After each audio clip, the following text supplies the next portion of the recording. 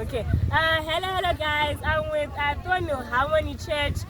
So next time we have Zotombo, just a bit of what they've been learning throughout the camp meeting. And so when I went to Sisi.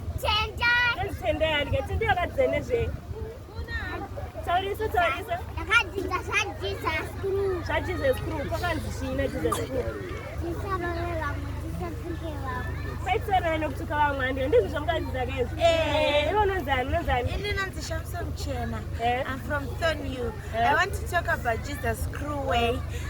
Verse 10 verse 8. Freely you have, freely you give. Takadzidza nature story yedu, the cleaner fish and fish madoko anodya parasites anenge ari pamabig fish in a way of helping, not vachida kuti vachida kuzowana something in return. So we should help each other, not for anything in return. And then tobata story, yeah, the good Samaritan.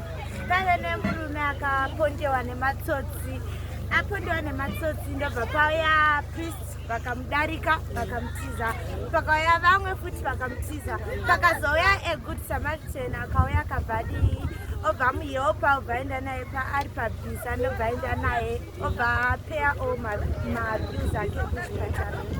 Thank you. Sara, is this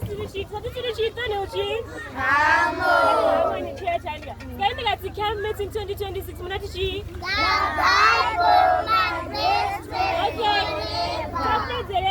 Camp Meeting 2026.